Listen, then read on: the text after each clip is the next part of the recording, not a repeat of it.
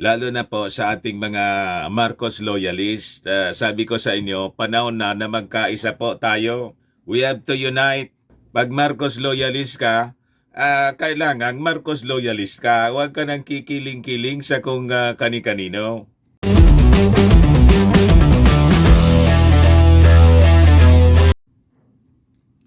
O anya, Mr. Maravillas? Lalo bagag umusok si Maudigs, nagpapresko na naman kagabi. Opo, napanood natin mga kababayan. Rumis ba kay President BBM na misinterpret siguro po yung sinabi ng ating Pangulo before na lumipad papuntang Vietnam. Nasabi ng Pangulo, ipiktuan niya siguro ng matagal niyang paggamit ng fentanyl. Kailangan siguroan niya na magpatingin na siya sa doktor. Tingnan ng kanyang mga doktor. Concern lang yung ating Pangulong Bongbong Marcos sa kalagayan po ng dating Pangulong Digong na misinterpret siguro. Lalong umusok po. Bumuelta po. Talaga niya, Mr. Maravillas, palaway si Digong. Baka po mga kababayan ginagatungan ng kanyang kaibigang si Xi Jinping ng China na manggulo. Di ba? Para niya, Mr. Maravillas, hindi malayo yung inyong theory. Yun ang gawain po ng China sa buong mundo. Nagpi-finance ng mga political leaders sa mga bansa. Malamang kasama po yung ating bansa kasi may interest po sila dito sa West Philippine Sea. Kaya nanggugulo si si best friend ni Xi Jinping. Ito pa, bumuelta kagabi. Duterte dares PBBM to take drug test. Ayan pa, biglang nagpatawag ng press con sa local media doon sa Davao. Kasama yung dati niyang mga opisyal. Ito yata si Ibasco, yung dati niyang executive secretary yata, kung hindi ako nagkakamali. Tapos ito si Alvarez, biglang nagbaglik na loob kay Digong. Ang sabi doon sa press con, ako anya matanda na, ikaw na anya mag-lead. Di ano anya, Mr. Maravillas, yung masasabi mo dyan. Bata niya, Mr. Maravillas, yung dati niyang kasama din na senador at na-involve sa mga kudita noong panahon, si Gringo Nasan, dating senador, at DIT secretary, DICT secretary, nagpalabas na rin ng video si Gringo. Ayan pa, mga kababayan, parinig ko yung mensahe niya sa inyo mga kababayan kung ano yung ibig ding sabihin. Baka niya maglunsad ng destabilization, kudita. Yun ang sinasabi po mismo ni Maudigs. Tinitreten po yung ating Pangulong Bongbong Marcos na baka niya matulad ka sa iyong tatay. At nang iakusa niya na drug addict yung ating Pangulong Bongbong Marcos, pasalamat ka niya na hindi na ako presidente. Kasi kung presidente pa ako, baka nakasama ka doon sa, alam na ninyo, yung tokang-tokang AJK. Direktang threat, mga kababayan, yung ginawa nung linggo ni dating Pangulong Digong. Pero mahinahon yung sagot, mga kababayan, ng ating Pangulong Bongbong. Kung hindi pa nga po inambos interview ng media, hindi man po sana magsasalita. Itinanong po before na dumarga pa Vietnam, pero mahinahon po yung sagot ng ating Pangulo at concern pa kay Digong sa kanyang kalusugan, mental condition po na epekto daw ng fentanyl na kailangan niya tingnan ng doktor. Baka niya, Mr. Maravillas, kaya nagpapresko na naman kagabi. Tumira na naman. Tumira ng fentanyl. Malamang. Kaya umuusok na naman mga kababayan na parang dragon si Digong. But before ko mga kababayan ibigay sa inyo yung full story, pati yung nagbalik na pala po yung ating Pangulong Bongbong Marcos, may mga magandang balita. para sa atin after sa kanyang 2 araw na state visit po sa Vietnam. Para hindi po lang lahat masasamang kwento ang marinig ninyo dito sa ating programa. Click subscribe muna dito sa ating YouTube channel and hit the notification bell para lagi po kayong updated sa mga kaganapan dito sa ating bansa. Like and share na rin po ninyo ng ating video. Lalo na po sa ating mga Marcos loyalist. Sabi ko sa inyo, panahon na magkaisa po tayo. We have to unite. Pag Marcos loyalist ka, kailangan Marcos loyalist ka. Huwag ka nang kikiling-kiling sa kung kani-kanino. Kasi po, pag hindi, magagamit lang po kayo ng mga destabilizers ng ating gobyerno. Tama pa? Kayaan niya siguro Mr. Maravillas, hindi pa mag-resign si Inday para magamit pa yung hindi pa talaga iwalay ng tuluyan si Inday para magamit pa yung mga Marcos loyalists. Malamang yun ang kanyang intensyon kaya namamangka sa 2 ilog po. Huwag na rin po ninyo mga kababayan na skip yung ating mga commercial ads para tuloy-tuloy lang ang pag-unlad ng Bagong Pilipinas. Sa mga naghahanap po ng malinis and spacious fitness gym, punta lang po kayo sa aming Colossal Fitness Gym. We also offer Grab car rental with our brand new 2023 model ng Toyota Innova. We also accept booking for those who are planning to travel via PAL, Cebu Pacific, and other airline companies, local and international, and bills payment for Meralco bills, PLDT, etc. Kahit saang bansa po kayo mag-travel, pwede na kayo magpabook online dito sa aming office. Pati po sa mga hotels, nag-online booking po kami para makatipid po kayo. May Paymaya din po kami at Bayad Center.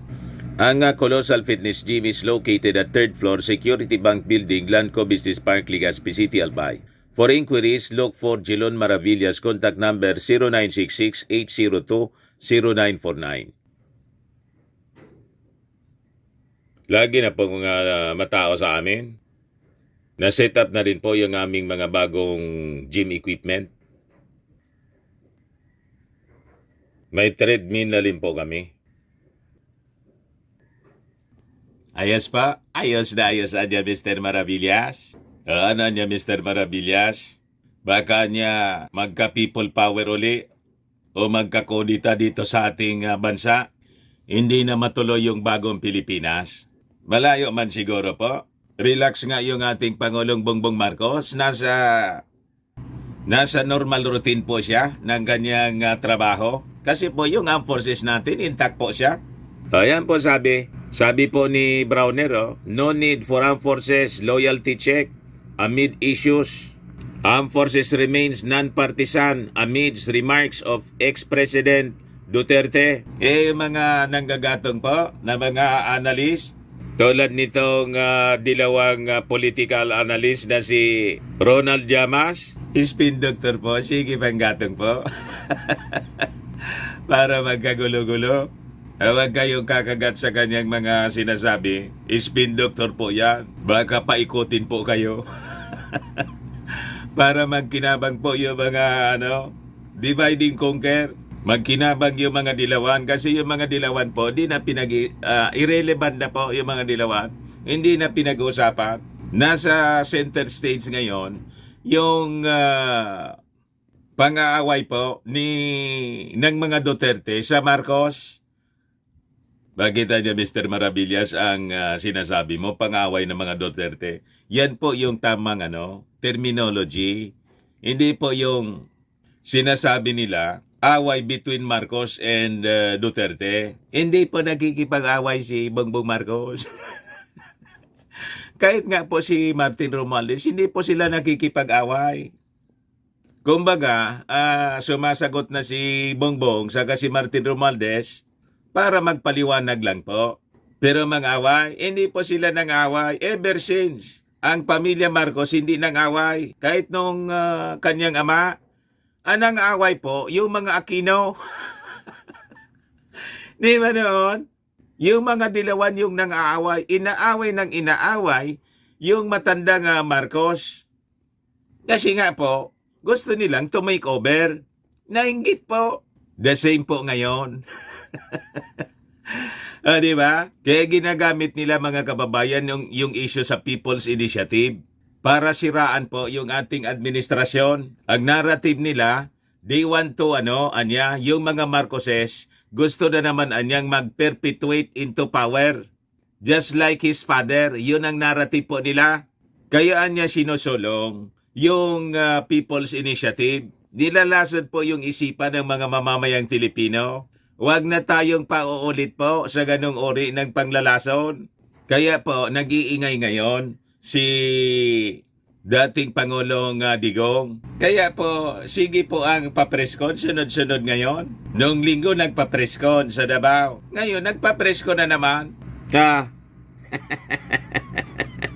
Hindi man kasi mga kababayan masyadong kinakagat ng mainstream media yung mga sinasabi ni Maudigs. Kahit umatake na ng todo-todo doon sa prayer rally po. Ginamit lang niya Mr. Maravillas yung prayer rally. Sinabi niyo pa. Hindi man po yun prayer rally kundi anti-government rally po. Anti-Marcos, anti-government rally. O ngayon, gusto niya ulitin. O kaya po, nagpa-press-con uli kagabi. May dagdag siyang challenge. Magpa-drug test daw yung ating Pangulong. Bakit magpa-drug test yung ating Pangulong Bongbong Marcos? Before election po, noong 2022, 2 beses na yata yun na nagpa-drug test. Saka, siya yung publicly na nag-admit na nag-fentanyl. Ang fentanyl po is an addictive drug. Siya mismo yung nagsabi. At yung ating Pangulong Bongbong Marcos, mga kababayan, hindi man po siya nagdi-display ng addict behavior. Ano niya, Mr. Maravillas, yung addict behavior? Alam na ninyo, di ba? Ang isang addict po, disoriented kung magsalita po. Hindi mo maintindihan. Kontra-kontra. Di ba yun yung epekto mga kababayan ng droga? Nagkakaroon ng tinatawag na cognitive dissonance. Kasi nalulusaw yung shabu-shabu po. Siya mismo nagsasabi niya na huwag niya kayo. Kasi huwag ninyong subukan. Masisira niya ang buhay ninyo. Kasi nagsistring po yung brain. Siya mismo yung nagpaliwanag niya. Sa mga speeches niya noong panahon niya, mga kababayan, yun ang dinidisplay ng ganyan. Yung ating Pangulong Bongbong Marcos, tingnan ninyo kung magsalita. Nag-speech siya na naman doon sa Vietnam. Napakalinaw magsalita yung ating Pangulong Bongbong Marcos. Dire-diretso siya. May coherence. May unity, may coherence sa kanyang mga pagsasalita. Malayo sa pagiging adik. Ano ba yung mga adik? Mga adik, mga kababayan? Kung magsalita po, lutang. Ganon mga kababayan. At nagdi-display po ng aggressive behavior. Walang ganon pong makitaan tayo. Walang palatandaan na ganong pagdi-display ng behavior yung ating Pangulong Bongbong Marcos. Sino niya, Mr. Maravillas, yung may aggressive behavior? Ulaan ninyo. Kailangan pa bang i-memorize yan? Sabi nga ng Lab Radio. Yung ating Pangulong Bongbong Marcos parang Lab Radio. Love lang, walang hate. Di ba? Pero Mr. Maravillas, gusto rin naming marinig yung papresko ni Maudigs.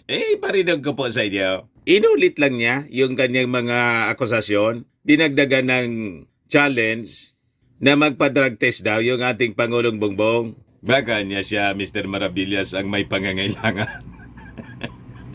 Ang advice po ng ating Pangulong Bongbong Marcos, baka niya, umipikto na yung matagal na paggamit niya ng fentanyl. Kaya ang concern niya, yung kalusugan ng dating Pangulo, kailangan niya siguro na matingnan ng kanyang mga doktor. Wala man pong masama na pinapahiwatig yung ating Pangulong Bongbong Marcos. Ayon, rumisbak si Digong kagabi. O yan po, iparinig ko sa inyo yung audio. Audio lang po. At kung ipakita ko man sa inyo, hindi sintro po para hindi tayo ma-restrict. Sabi rito, former President Rodrigo Digong Duterte Grandmen Sing Hotel, Davao City. Broadcaster Dennis Lasso yung nag-record nito, mga kababayan, na papreskon. Pero maraming mga local media na nandun na pinatawag ni Digong, mga kababayan, para siya magsalita. Pakinggan po ninyo yung kanyang mga sinasabi.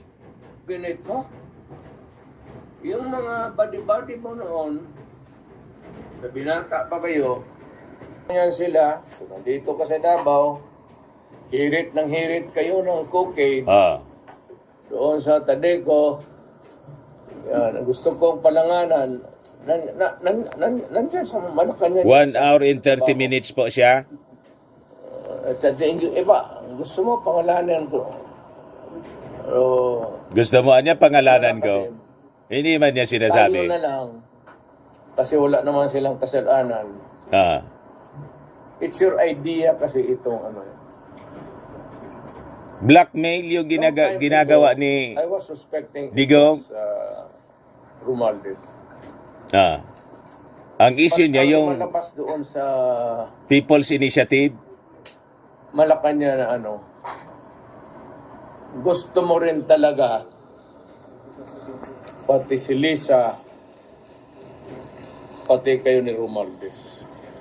Inaakos niya si Lisa Romualdez. Kayong tatlo, pamilya.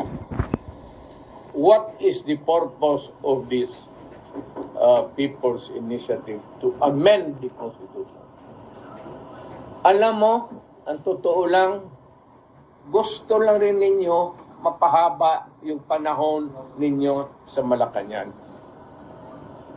And just what I said yesterday, Gusto lang daw na mag-perpetuate sa power. Mga Pilipino, once they are elected, karamihan, except for a few, siguro wala, ang isipin, pag nakaupo na, kung papaano gagawin na para sila tumagal sa pwesto.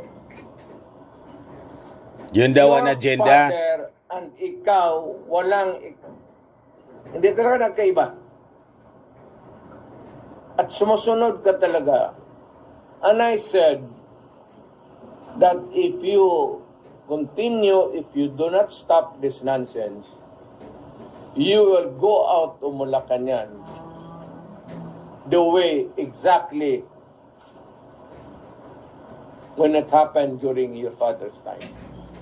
Maniwala ka niya sa akin. So, may threat siya, mga kababayan, na mag-people power. Kasi, di ba, kung papano, anya yung nangyari, yun ang sinasabi niya eh. Kung ano anya yung nangyari sa iyong tata, yun ang mangyayari sa iyo. Pag hindi mo anya ito tinigilan, this nonsense, referring to the People's Initiative, kung saan yung ating Pangulong Bongbong Marcos, hindi man po siya nagsusulong ng People's Initiative. Kinausap niya nga po si Mig Zubiri, Senate President, at saka si Martin Romualdez, na kung magsusulong ng charter change, ikaw na niya yung manguna, the Senate, and let the Congress adopt it. So it will be Congress action, hindi yung People's Initiative yung pinapaboran ng ating Pangulong Bongbong Marcos. And it's only be yung economic provisions lang yung gagalawin po, mga kababayan. Ngayon, kino-confuse nila yung tao para gatungan po na mag-alsa. Payag kayo, mga kababayan, sa ganitong gawain ng dating Pangulong Digong? Pero niya, Mr. Maravillas, di ba noong panahon niya, di ba isinusulong niya yung charter change din? At hindi lang economic provisions, gusto na nga niya na total overhaul kasi yung gobyerno, yung sistema ng pamumuno, gusto niyang palitan from presidential to federal form. Yun na nga po. Kasi panahon niya yun. Pero hindi nagtagumpay. Ngayon, na hindi na niya panahon, kontra na siya. O di ba mga kababayan, nakakalito yung posisyon ni Digong? Pagdating sa panahon magkagulo, they have to intervene because there will be bloodshed. Yung military daw, mga kababayan, hindi iyo yan anya. Pero ikaw ang nag-umpisa sa nagulo, hindi kami. Pero hindi daw sila yung nag-umpisa kung magkagulo, hindi kami. Kita ninyo, harap-harapan mga kababayan na nagsisinungaling sa ating mga mamamayang Filipino. Sino ba ang punot dulo ng gulo, kaguluhan? Kung hindi sila, nanggugulo ba? Gugustuhin ba ng ating Pangulong Bongbong Marcos na guluhin niya yung ating sariling bansa na siya yung nakaposisyon? Di ba? Napakasama yung epekto ng fentanyl, mga kababayan. Di ba? Napakalayo sa katotohanan po na ang magsimula ng gulo dito sa ating bansa, yung mismong Pangulong Bongbong at si Martin Romualdez, nasa poder sila. Paano manggugulo? Di ba yung dapat manggugulo? Yung hindi nasa poder? Yung dating may poder, wala na sa poder. Kaya nanggugulo? Di ba dapat ganon? And yun ang nangyayari ngayon mga kababayan kasi wala sila sa poder. Yung anak niya, vice presidente, kasi naman na niya, tinanggalan ng confidence. Yun na nga po mga kababayan, paano hindi tanggalan na yung 125, pinatikim. Di ba binigyan ng galing pa nga sa nakaso pa nga, nandun sa Supreme Court. Mismong yung ating Pangulong Bongbong Marcos, yung nag-authorize para may magamit si Inday, 11 days, 125 million po. Nilunok. Ikaw man yung presidente, anong gagawin mo? At saka mga kababayan, yung simula ng gulong ito, ulitin ko naman kasi pilit nilang binabaliktad. Ang simula po ng gulo at ang nanggulo, yung kaalyado nila. She the little girl, nang mag-attempt po na ikudita si Martin. Siyempre hindi papayag yung ating Pangulong Bongbong Marcos na yung kanyang pinsan po matanggal sa posisyon. Kasi po, pag natanggal sa posisyon si Martin, magiging vulnerable yung mismong yung ating Pangulong Bongbong Marcos. So we have to protect Martin Romualdez. As we protect Martin Romualdez, we are protecting President Bongbong Marcos. Kasi pag nakuha nila yung Congress, yung impeachment po, malamang ma-impeach yung ating Pangulong Bongbong Marcos, gawa ng kaso. Di ba? Yun ang gawain po ng mga dilawan. Si Digong niya, hybrid po si Digong. Di ba? Yung simula ng kanyang political career, appointee siya as Vice Mayor ni Coricong. Kaya nga po, wala siyang sinasabing masama sa mga Aquino. May utang na loob siya. So, nagets na ninyo mga kababayan kung ano ang kwento. So, we really have to support the speaker, Martin Romualdez. As we protect Martin, we are protecting President Bongbong Marcos. Yun ang dapat maintindihan ninyo na mga Marcos loyalists. Kaya huwag kayong gaganon-ganon. Ang iba sa inyo, Inday pa. Si Inday po namamangka sa dalawang ilog. Bakit hindi niya Mr. Maravillas binibitawan pa ni Inday ang pagiging DepEd Secretary at nakikipag plastic sa ating Pangulong Bongbong Marcos? Yan po yung sinasabi ko sa inyo. Kasi pag ginawa yon at this early, makikita po ninyo ang mga Marcos loyalists will unite and totally reject ang mga Duterte, including Inday. Kaya namamangka sa dalawang ilog, mga kababayan si Inday. Although, marami na yung nananawagan si Trillanes, si De Lima narinig ko. Sino pa yon? Ilista na lang po ninyo dyan yung mga nagsalita na dapat na niya mag-resign na si Inday kung may natitira pang hiya. Minaramura niya ng kanyang pamilya, si Bongbong Marcos, and pati siya yung stand niya sa maraming issues including itong charter change. Una yung sa peace talks, kontra na sa policy ng ating Pangulong Bongbong Marcos. So ano pa? Di ba? Nung bagong Pilipinas, hindi pa nga po dumarating yung ating Pangulong Bongbong Marcos. Alam niyang 6 o'clock, nauna siyang nagsalita.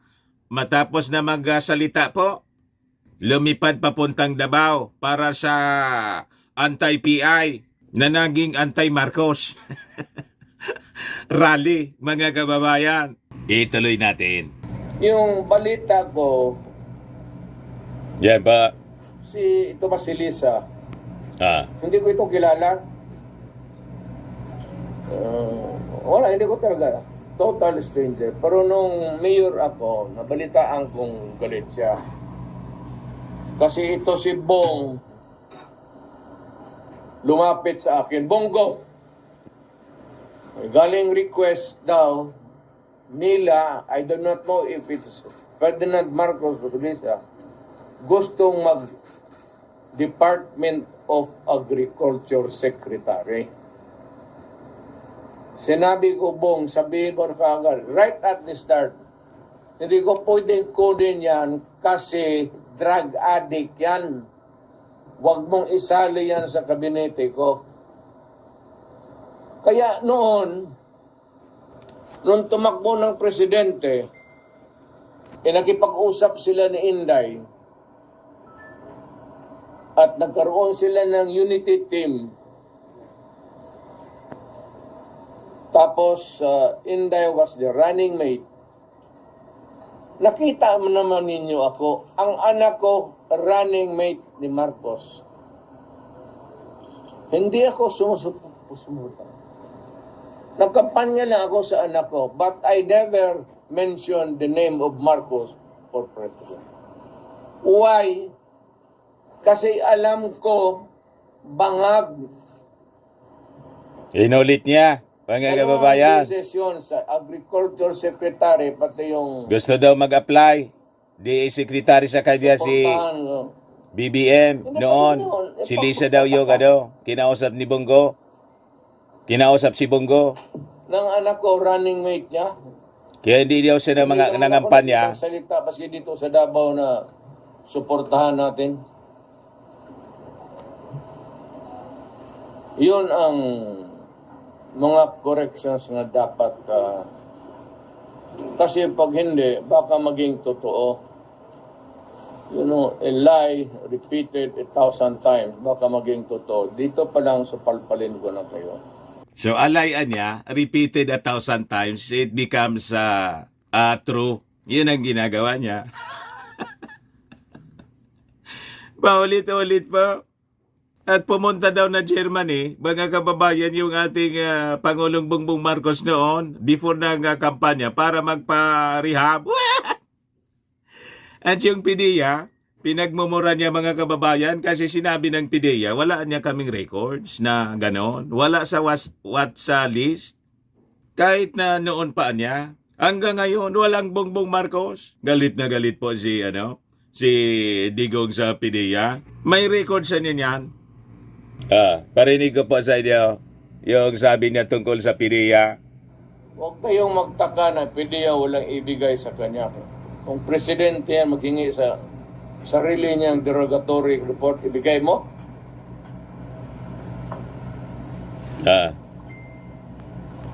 Siyempre magsabi talaga wala. Tingnan mo, pag nawala na si Marcos, di ba maglabasa na naman yan? Buwang na PDEA. Buwag na PDEA. Galit siya kasi kinontra yung sinabi niya. Ngayon, sabi ng isang reporter doon, ano niya yung prueba mo? Sabi ni Digong, it is not me anya to prove. Abogado siya. Sabi sa turo po sa sa law school, the burden of proof anya is on the accuser. Siya na mag-akusa, di siya mag-prove. Ang gusto niya na mangyari po, ang mag-prove na hindi siya adik, yung ating Pangulong Bongbong Marcos, siya yung nag-akusa. Di ba? At ginawa na yun ng ating Pangulong Bongbong Marcos. Kasi di ba may challenge sa mga candidates noong before election, during the campaign. So nag-submit mga kababayan sa drug test yung ating Pangulong Bongbong Marcos, negative. You see? Sabi ni dito. Hindi ako ang tumakbo ng public office. It is an accusation against him from the public. Bakit ko iproba? It is From the for public him daw. Siya man lang ang to sit nag-akusa. in the Luneta Park. Pagkuha siya ng dugo doon. Magpa-drug test daw. Independent entity o doktor. Magpakuha rin ako. O sige, pati ako. Pakuha Pati daw ng siya. blood test. Yan, that is how the way it is disproved. Hindi marunong ang Oto-oto? O, di ba? Si Polo nga, mga kababayan, di ba noon, naalala ninyo? Yung tato, ayaw ipa-examine yung tato. Si Polo, nang imbestigahan sa Congress po, yung sa droga din na ina-accuse na member ng sindikato niya. Kay Trillanes yata yon, kung hindi ako nagkakamali, yung mga akusasyon ni Trillanes noon, pina-examine po yung tato. Ang sabi nila, oto-oto? O ngayon, di gamitin natin yung argumento nila, oto-oto? Magpa-examine? Kayo ang magpa-examine. Ang advice ng ating Pangulong Bongbong Marcos as his concern sa mental health and sa overall health condition ng dating Pangulong Bongbong Marcos na tingnan ng doktor. Kasi baka ito yung matagal ng epekto po ng matagal niyang paggamit ng fentanyl. Di pa ba mga kababayan? sa iyo. Ayan Then you have to disprove it. It is not for me to prove it. Baliktad na po. naman tayo Hindi na sa politicians abogado. dito. Hindi daw siya yung I am magpo-prove. not the plaintiff. Siya I am not the nag-accuse. respondent. Ano ka man? Ah, This is governance. wala na sa hulog po. Pag Yan sabi turo po sa school, sa law school. Ilagi nating naririnig, the burden of proof. Doon sa nag-akusa. Kasi po, di ba may batas tayo against self-incrimination? The right against self-incrimination. Yung ilagay mo yung sarili or i-expose mo yung sarili mo, intentional or unintentional, to criminal prosecution. So di ba? Oto-oto? Tulad noong panahon mga kababayan, anong ginawa ng mga dilawan? Nagkaso na ng kaso. Laban sa mga Marcoses, napakaraming kaso po. Dito pa naman sa ating bansa, pag finalan ka ng kaso, hindi pa nga napapatunayan, guilty na. Di ba? Kaya yung mga mamamayang Filipino, dami ding na utunoon, naniwala na yung mga Marcoses magnanakaw. O ngayon, isa-isa yung mga kaso po na ibasura ng husgado. Kaya nga po, yung ating Pangulong Bongbong Marcos, landslide na nanalo. Huwag kami digong. Di niya, Mr. Maravillas, ang analysis mo. Bakit sunod-sunod yung panggugulo ni Digong? Malamang po, yung sinasabi ni Trillanes kasi, palagatong din ito si Trillanes, na nakakuha na ng mga ebidensya po, yung ICC na nagdidiin po kay Digong. Di ba niya Mr. Maravillas dahil sa kanyang pagpapreskon na validate lang ng mga tao sa buong mundo including ICC, baka nakamonitor yon na talagang involved sa AGK si Digong. Siya yung nagsabi, sinabihan yung ating direct threat yon.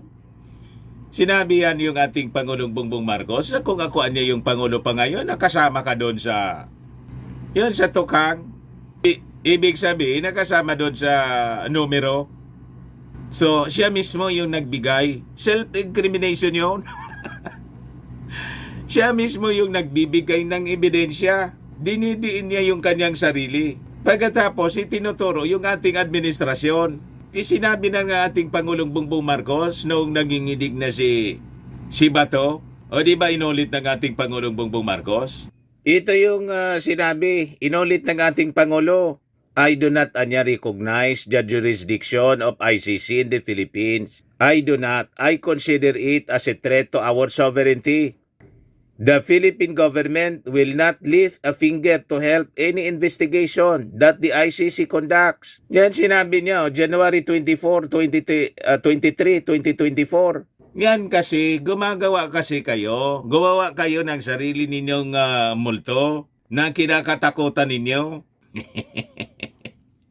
Pagkatapos, ituturo ninyo, sisisihin ninyo yung ating Pangulong Bongbong Marcos. Nanggugulo kayo ngayon. Kayo yung nagsimula niyan, lahat. Pero anya Mr. Maravillas, gusto rin naming marinig yung sinabi ni Gringo, unasan. Di po, yung video ni Gringo, biglang lumabas po. Kalyado ito ni Digong. So parang ang may sala pa sa kanyang payag, yung ating Pangulong Bongbong. Iparinig ko sa inyo po, mga kababayan, yung kanyang sinasabi. Yung audio lang po. I have stood at the gates of the presidential palace in full combat gear many times in my life, both as a defender and attacker, driven by my conscience rather than an invitation or adventurism. Pagmamahal sa bayan at mga mamamayan ang palaging nagtutulak sa akin bilang isang sundalo, bilang isang public servant, at bilang isang ordinaryong mamamayan. The effects of a divided society, people, and our armed forces are unacceptable to every Filipino, especially considering the current global situation that we must confront together, united as one people. I appeal to our leaders to show sobriety and the utmost level of patriotism and statesmanship for the sake of our children who always look up to us as examples of political unity. Buong pagpapakumbaba kong hinihimok sina Pangulong Bongbong Marcos at dating Pangulong Rodrigo Duterte na maglaan ng kahit sandaling panahon para sila'y magkasama at makapagsagawa ng isang makabuluhang talakayan tungkol sa mga issue at alalahanin ng ating bansa sa kasalukuyan at sa hinaharap. Naniniwala ako na lahat tayo'y may kakayahang iwasan ang mga panganib ng digmaan o hidwaan at ang mga pinsalang dulot ng pagkawatak-watak ng ating bansa. Mahal ko ang Pilipinas. Mahal ko ang mga Pilipino. At hindi ako natatakot na isakripisyo ang aking buhay gaya ng aking ginawa sa nakaraan. Titindigan ko ito kung ang nakararaming kababayan natin ang patuloy na magdurusa sa gitna ng tensyong politikal sa pagitan ng tinitingnan pa naman nating mga national leaders. Ako po si Gringo Nasan, Pilipino. Diyan niya Mr. Maravillas. Ang masasabi mo, okay naman yung statement niya. Kailangan dapat niyang sawayin ang nanggugulo po yung kanyang amo. Si Digong po yung nanggugulo, yung tinatawag ng pagkakaisa, unity. Yun ang statement ng ating Pangulong Bongbong Marcos. Kaya nga po kahit minura-mura po siya ni Inday, ni Digong, pati ni Baste, ni Pulong, wala tayong marinig na masamang mga pananalita galing sa ating Pangulong Bongbong Marcos. In fact, yung statement niya po, naniniwala pa rin siya sa pagkakaisa ng mga Duterte. at kanyang administrasyon, yung Uniteam po. Ayan ang sabi ng ating Pangulo. Sabi dito sa balita, President Marcos insists that the Uniteam is still intact despite former President Rodrigo Duterte accusing him of illegal drug use in Davao City. In Davao City, Mayor Sebastian Duterte calling for his resignation. Kaya ba, sabi niya, if you remember, Uniteam is not just one party of two parties or three parties. It's the unification of all political, hopefully all political forces in the Philippines to come together for the good of our country. And that is still there. It is still vibrant. It is still working. And we will continue. Kaya nga po, hindi pa niya tinatanggal po si Inday as secretary ng Department of Education. Hindi siya nakikisali kahit alam niya na pamilya mismo ni Inday yung naninira sa kanya. At hindi simpleng paninira po, seryosong paninira. Nakita niyo? Pero anya Mr. Maravillas, nakita mo yung departure ng ating Pangulo pa Vietnam? Inisnab ni Lisa Marcos si Inday. Nakita ko po yon. Dati, lagi silang magkatabi at saka nag-uusap, nagtatawanan. Ngayon nga po, kitang-kitang inisnab ni Mrs. Lisa Marcos, Atty. Lisa Marcos, si Inday po. Normal man yun po, mga kababayan. Kasi nasaktan din siyempre yung First Lady. Imagine yung mga binitawang pananalita ng tatay ni Inday sa kanyang asawa. Siyempre nasaktan yung tao. So hindi niya magawa na makipagplastikan. Iniwasan na lang po niya. Ito po siya, mga kababayan sa coverage ng RTBM. Ito si Inday. Ito si Executive Secretary Lucas Bersamin. Yung Pangulo, nandun, papunta rito. So, tingnan natin mga kababayan. Yan ba? Yan ang Pangulo. Biglang si Lisa.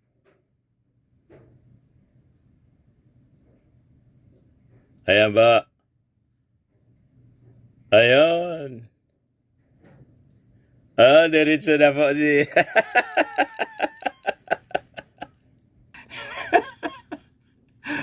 Kitang-kita niya si Inday. Dumistan siya. Dumaan si Mrs. Marcos si Lisa Marcos sa likod. Ayan si Inday, Tumayo muna siya dito mga kababayan para umiwas na lumapit. Di ba dapat? Nandun siya sa mismong tabi ng ating Pangulo at magkasabay sila dapat na nakipagkamay kay Inday. Dumistan siya, nasa likod na siya. I-play ko ulit pa mga kababayan. Tapos bumalik siya papunta kay Lucas Bersamin. Tapos ayan mga kababayan, diretso na. Linampasan. Pagkatapos bumalik para makipagkamay kay Lucas Bersamin.